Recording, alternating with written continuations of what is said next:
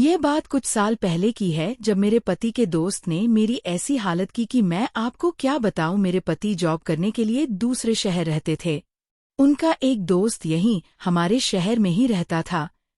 मेरे पति ने मेरे से मिलाया था और अपने दोस्त से बोलकर गए थे कि अगर नेहा कुछ काम पड़ी तो अपने भाभी की हेल्प कर देना और मार्केट से सामान लाकर घर पहुंचा देना। उनके दोस्त बहुत अच्छे थे। जरूरत पर हमारे घर का भी कोई काम कर दिया करता था। एक दिन जब मेरे पति घर पर नहीं थे, उसका दोस्त, जो हमेशा मुझे ऐसे देखता था जैसे उसने कभी मेरे जैसी खूबसूरत औरत ही नहीं देखी हो। मेरा नाम नेहा है। मेरी उम्र 26 साल है। मैं आपको अपने पर बीती कहानी सुनाने जा रही हूँ। एक दिन की बात है, उसने मेरे दरवाजे पर दस्तक दी। मैं पहले ही समझ गई थी, क्योंकि उसकी नजरें हमेशा मुझ पर रहती थी। वैसे भी वह मेरे पति से ज्यादा स्मार्ट था और मेरा दिल भी उसी की तरफ झुकता था। दरवाजा खटखटाया तो मैंने पूछा, कौन है? बाहर से आवाज आई, भाभी जान। आर्यन। आवाज सुनते ही मेरी दिल की धड़कन एकदम तेज हो गई। उसने पहली बार मुझे भाभी जान कहा था और उसका बोलने का कुछ अलग ही अंदाज था, जैसे वह कहकर कुछ और समझा रहा हो। मैंने फौरन दरवाजा खोल दिया। उसने पूछा, आप कैसी हो? मैंने धीरे से कहा, मेरी गर्दन में बहुत दर्द है। आर्यन ने हंसी दबाकर जवाब दिया, अगर आप चाहो तो मैं मालिश कर देता हूँ, दर्द जल्दी ठीक हो जाएगा। उसकी बात सुनकर मेरी सांसें अटक गई। मैं जानती थी वह असल में क्या कह रहा है, लेकिन मेरा भी मन तो वही चाहता था। मैंने बस सर हिला दिया और वह अंदर आ गया। मैं बेड पर लेट गई। उसने अपने हाथ रगड़कर गर्म किए और मेरे पास बैठ गया। उसका शरीर मेरे बिल्कुल करीब था। उसकी एक हाथ मेरी गर्दन को छू रही थी। जैसे ही उसने मेरी गर्दन पर मालिश शुरू किया, मेरी सांसें तेज हो गई। उसकी उंगलियों का स्पर्श सीधा दिल तक उतर रहा था। कभी वह हल्का सा दबाता, कभी ज्यादा। मैंने पलकें बंद कर ली और अपने होंठ काटने लगी। आर्यन धीरे से बोला, भाभी जान, लगता है मालिश अपना काम कर रहा है। उसकी मुस्कान, उसकी नजरें, सब मेरे काबू से बाहर हो रही थी। मैं चुप थी, लेकिन अंदर से पूरा जिस्म हिल रहा था। उसकी उंगली मेरे अंदर जा रही थी। दोस्तों, इतनी स्टोरी आपको अच्छी लगी है तो सबसे पहले वीडियो को लाइक कर दें और चैनल को सब्सक्राइब कर दें। और दोस्तों, सब्सक्राइब जरूर करना। जो सब्सक्राइब करेगा उससे मैं रात को कॉल करूंगा, इसलिए जल्दी से सब्सक्राइब कर लो। चलो अब कहानी शुरू करते हैं। कभी कुछ नीचे चली जाती, कभी कुछ ऊपर। मैंने उसके हाथ को रोकना चाहा पर रोक नहीं पाई। कमरे में सिर्फ मेरी धड़कन की आवाज सुनाई दे रही थी। आर्यन और करीब आया और धीरे से बोला, मैं जानता हूँ आप भी यही चाहती को, बस एक ही बार कह दीजिए। मैंने उसकी तरफ देखा। उसकी आंखों में वही भूख थी जो मैं पहले भी महसूस कर चुकी थी। मैं कुछ नहीं बोली, सिर्फ आंखें झुका ली। उसने मालिश साइड के टेबल पर रखा और पास आ गया। अब हम दोनों के बीच सिर्फ एक कदम की दूरी थी। मेरी उंगली उसके हाथ से जा लगी और मुझे लगा जैसे करंट लग गया हो। मैंने धीरे से कहा, आर्यन। उसने मुस्कुराते हुए जवाब दिया, बस भाभी जान, अब मैं समझ गया। कमरे की हवा गर्म हो गई। दरवाजा बंद था। पति घर पर नहीं था। मैं और आर्यन एक ऐसे मोड़ पर थे जहां से लौटना मुश्किल था। आर्यन सीधा मेरी आंखों में देखने लगा। उसकी नजरें ऐसी थी जैसे पूरा जिस्म देख रही हो। मैं चुप थी, बस होंठ काटती रही। उसने धीरे से कहा, भाभी जान, आप बोलती क्यों नहीं? आपके चेहरे पर सब लिखा है। मेरे लिए संभलना मुश्किल हो रहा था। मेरा दिल तेज धड़क रहा था। मैंने बस अपने आप को संभाला और पलटकर उसे देखने लगी। वह धीरे से करीब आया। उसके हाथ मेरी गर्दन पर रुक गए। मैं एक पल को सख्त हो गई, पर अगले ही पल मैंने अपनी आंखें बंद कर ली, जैसे मैं भी तैयार हो चुकी थी। आर्यन धीमी आवाज के साथ कहा, अभी दर्द कम करना है या और ज्यादा करना है? मेरे होठों पर हल्की सी मुस्कुराहट आई, लेकिन मैंने कुछ नहीं बोला। उसकी आवाज, उसकी सांसें, सब कुछ मेरे अंदर घूम रही थी। कमरे में सिर्फ लाइट की हल्की रोशनी थी। उस रोशनी में उसका चेहरा और ज्यादा साफ लग रहा था। मैं उसकी एक एक हरकत को महसूस कर रही थी। जब उसने अपने दोनों हाथ मेरी गर्दन पर रखे तो मैंने अपनी सांस अंदर खींच ली। मैंने धीरे से कहा, आर्यन, और उसने बिना देर किए जवाब दिया, बस भाभी जान, मैं यहीं था आपके लिए। मुझे लगा जैसे सब कुछ वहीं रुक गया हो। उसका हाथ धीरे धीरे नीचे की तरफ जा रहा था और मेरा जिस्म अपने आप नरम होता जा रहा था। मैंने उसका हाथ थाम कर रोकना चाहा पर अंदर से रोक ही नहीं पाई। उसने अपना चेहरा इतना पास कर लिया कि मैं उसकी सांसें महसूस कर रही थी। मेरी आंखों के सामने सिर्फ उसका चेहरा था। उसकी मुस्कान जैसे मुझे कह रही हो, अब तो तुम मेरी हो। मैंने अपना सर हल्का सा झुकाया और उस लम्हे में मैं खुद को रोक नहीं पाई। आर्यन ने धीरे से कहा, भाभी जान, आपके पति को कुछ पता नहीं चलेगा। आप बस आज की रात यादगार बना दो। मेरी उंगलियां उसके हाथ पर खींच गई और मैं बस उसी को देख रही थी।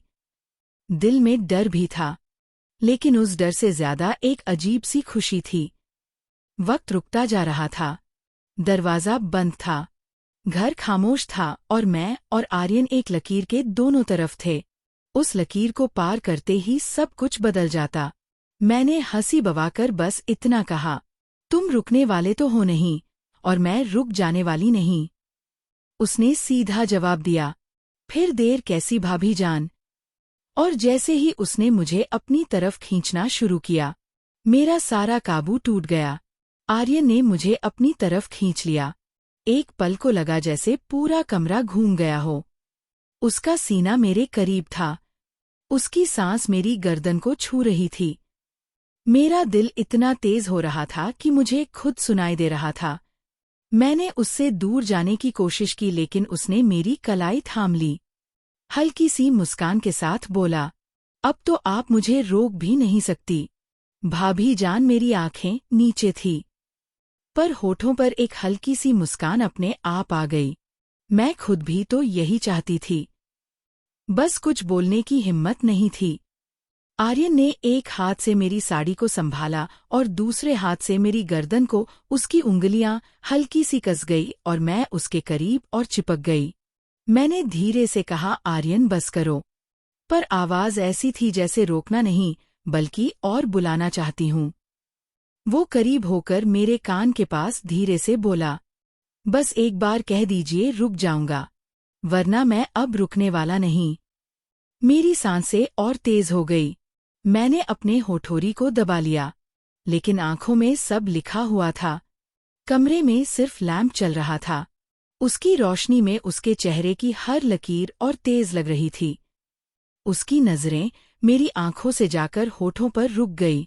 मैंने पलटकर उसकी तरफ देखा और बस इतना कहा, तुम्हें समझने के लिए मुझे कहना नहीं पड़ता।